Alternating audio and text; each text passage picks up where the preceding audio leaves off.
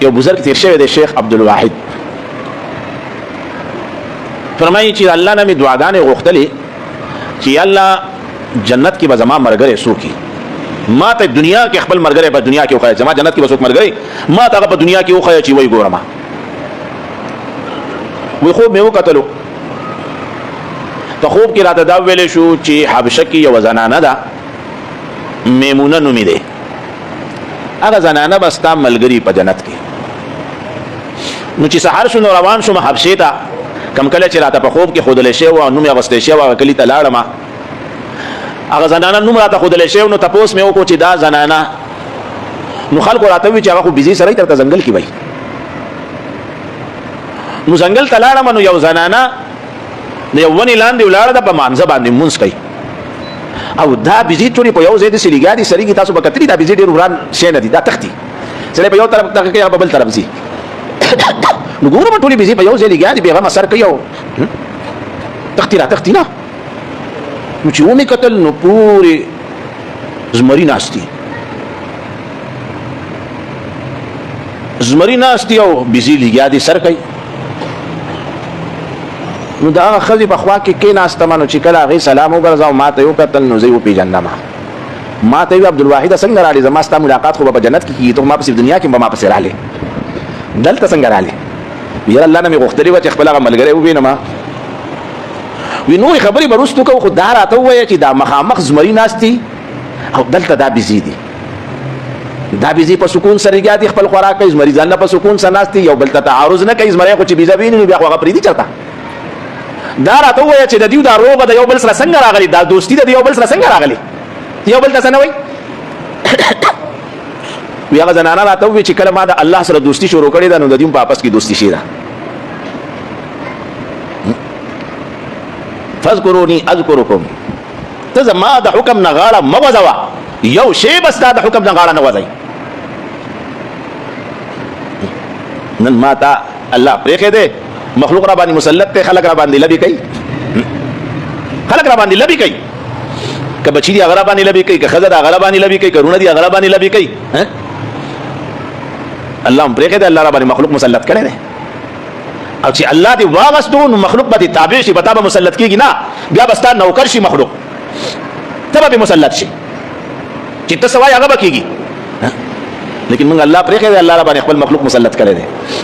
الله حکمونه نه پوره کوو نو د الله د مخلوق هغه مطالبې بس مخامخ راځي اوس هغه پوره کولی نه شو کله د یو تن مطالبه کله د بل مطالبه کله د بل مطالبه کله د بل مطالبه پریشان او فاذکروني اذکرکم د دې یو مفهوم دا دی الله ارشاد فرمایي ته زما عزت وکړه زه به ستا عزت وکړم ته زما عزت وکړه زه به ستا عزت وکړم د الله د نوم عزت یو بزرگ تیر شوی دی بشر حافی په لارې تېرېدو نو یو کاغذ کته غورځېدلی او د الله نوم پکې لیکلی شوی نو هغه کاغذ یې راچوت کو او پاکې کو او په چوت ځای کې کېښو نو الله ورته په زړه کې خبره وغورځوله ای بشر حافي تا زما د نوم دومره عزت وکړو دا دې چوت کو په چوت ځای کې دې کېښو زه به ستا نوم هم د فرش نه واخله تر عرشه پورې چوت کړم تا زما د نوم عزت وکړو زه به ستا عزت وکړم زه به تا د فرش نه واخله تر عرشه پورې به دې چوت کړم الله د نوم عزت د الله د کور عزت د جماعت د الله کور دی د دې عزت احترام بیا د بین بزان ساتو بیا د بین د وجې نه الله پاک د ډېرو شیرو نه سړی برکتونه د خیرونو د برکتونو نه سړی محرومه کېږي بیا د بین د وجې نه د ډېرو خیرونو برکتونو نه سړی محرومه کېږي ادب د جماعت ادب جماعت د الله کور دی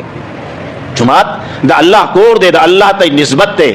څنګه چې هغه کاغذ په هغې باندې الله نوم لیکلی شوی د هغې نسبت والله ته چوتې کو الله له دومره لوی مقام څو د الله کورونه دي د دې عزت کول د دې ادب کول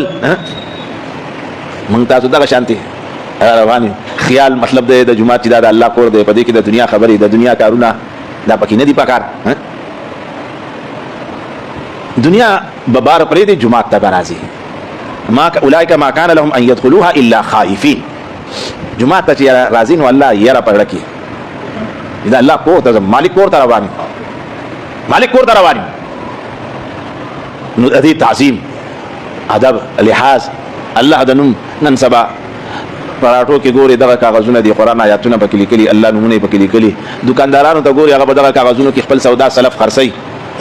دوستانو دا زمونږ ستاسو د تباهۍ سبب دی دا الله د نوم عظمت پکار دی عزت پکار دی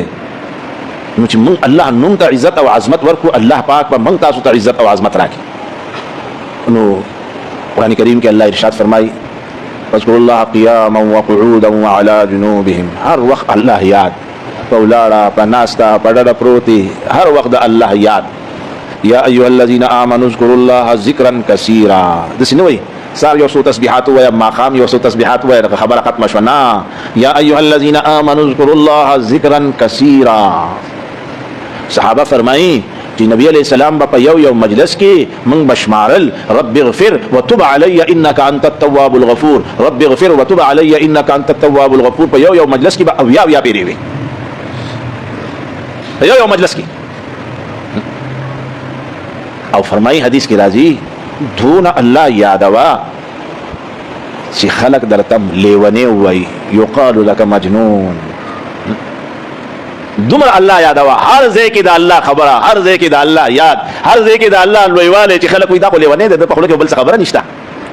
بغیر د الله نه بل څه خبره په خپل کې نشته هر ځای ته چې بس الله الله الله حتی یقال لك مجنون دوستانو ټول کارونه به سمېږي د الله په یاد سره چې موږ تاسو الله یادو الله به موږ یادوي چې موږ الله ير کو الله به موږ ير کی چې موږ الله ير کو نو بیا مخلوق زموږ کارونه سمول نشي مخلوق زموږ پریشانی نه لر کول نشي مخلوق موږ لا سکون اطمینان نشي را کول الله پاک دې تاسو له عمل کوي